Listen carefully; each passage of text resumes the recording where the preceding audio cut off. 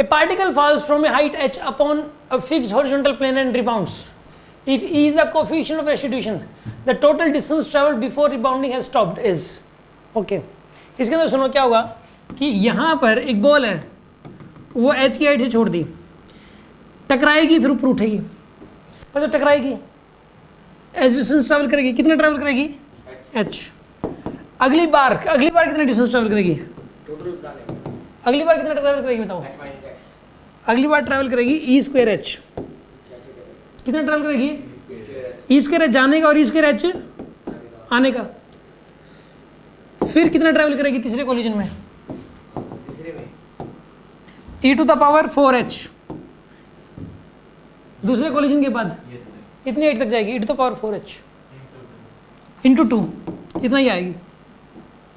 अगले कोलिजन के बाद कितनी ऊपर तक जाएगी बताओ, e to the power 6h into 2. Total distance तो बढ़ता ही जाएगा ना. जो टोटल डिस्टेंस ट्रैवल हो चुका है वो तो बढ़ ही रहा है, लगातार डिस्टेंस तो ट्रैवल कर ही रही है. ये तो h तो जब नीचे आई तो ट्रैवल किया, ई स्क्वायर एच जो किया, ई की वैल्यू तो 1 से छोटी है ना, लेकिन तो बढ़ क्यों जा रहा है, बढ़ कहाँ रहा है. ये वाली वैल्यू इससे छोटी नहीं है, ये वाली वैल्यू. पूछ रहे कि 2 का 4 कैसे होगा, 4 कैसे.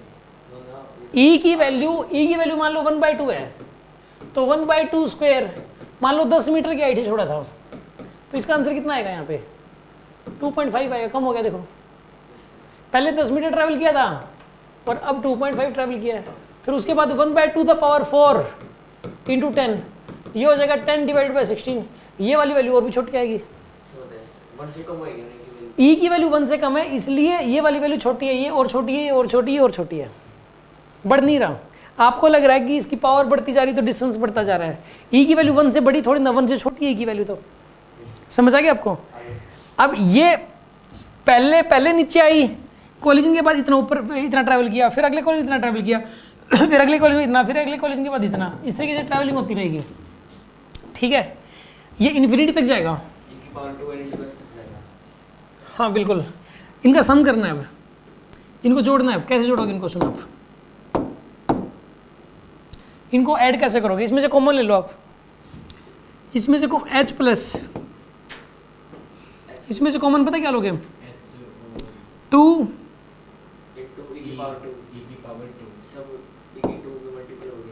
रुको, इसमें से कॉमन ले लिया, मान लो h, अंदर क्या बचा 1 प्लस में 2 स्क्वायर,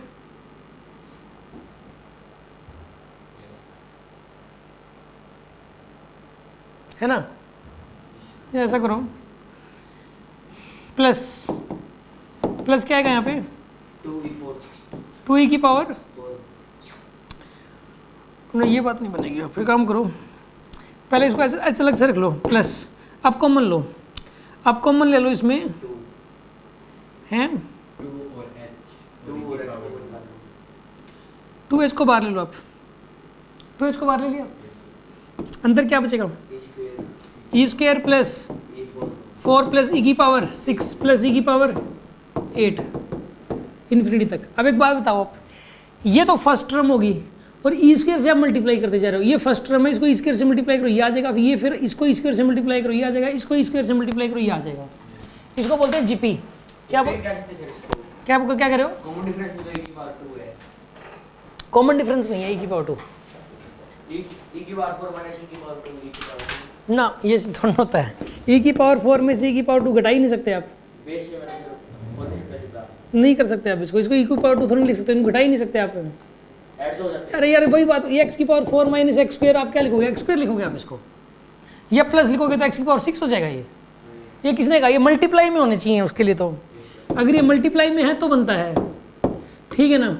एक्चुअल में ये जीपी है. अभी जीपी क्या होता है कि मान लो फर्स्ट टर्म लिख दी ए, अब इसको बार बार एक ही नंबर से मल्टीप्लाई करो, ए आर से कर दिया, फिर आर से मल्टीप्लाई किया ए आर स्क्वायर, फिर आर से मल्टीप्लाई कर दिया ए आर क्यूब, फिर आर से मल्टीप्लाई कर दिया ए आर की पावर 4.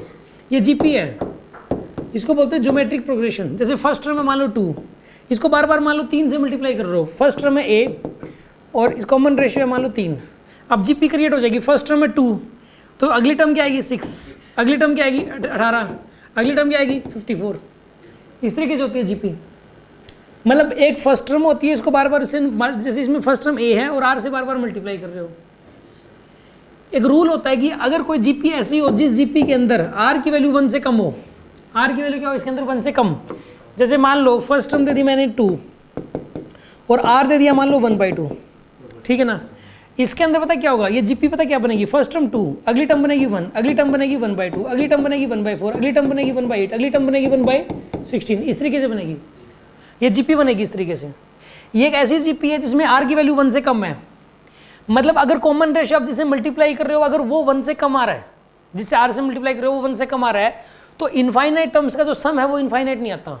कई बार बच्चों को क्या लगता है कि सर इनफाइनाइट चीज़ों को जब आप ऐड कर रहे हो तो वो इनफाइनाइट ही आना चाहिए, तो जो चीज़ें जुड़ रही है लगातार कम होती जा रही है, कम होती जा रही है, तो इसका सम इनफाइनाइट नहीं आएगा। इसका भी इनका भी सम इनफाइनाइट नहीं आएगा, इनका सम इनफाइनाइट नहीं आएगा क्योंकि कम होता जा रहा है, ठीक है ना। अगर जीपी बन रही हो तो इनफाइनाइट टर्म्स का एडिशन का फॉर्मूला होता है a/1 - r। ये रिजल्ट याद कर लो आप कि अगर एक जीपी बन रही हो और r की वैल्यू 1 से कम हो तो इनफाइनाइट टर्म्स को आप ऐड कर सकते हो इस फॉर्मूले से। ये मैथ्स में सिखाया जाता है a/1 - r। ये रिजल्ट याद कर लो आप a/1 - r, ठीक है ना। अब ये क्वेश्चन सोल्व हो जाएगा। देखो अब इसके अंदर देखो आप, ये जो फर्स्ट टर्म है इसकी,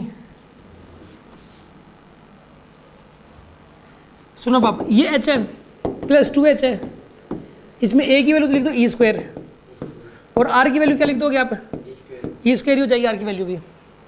तो a की वैल्यू e², 1 माइनस में e² आ जाएगा आपके पास। अब ऐसा करो, सोल्व कर लो आप इसको,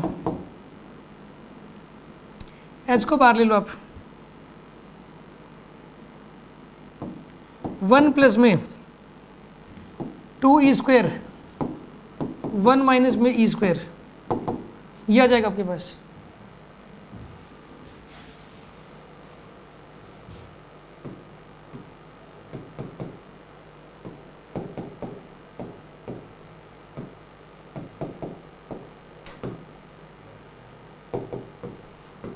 यहाँ पे क्या आएगा, ये 1 प्लस e² अपॉन में 1 माइनस में e²।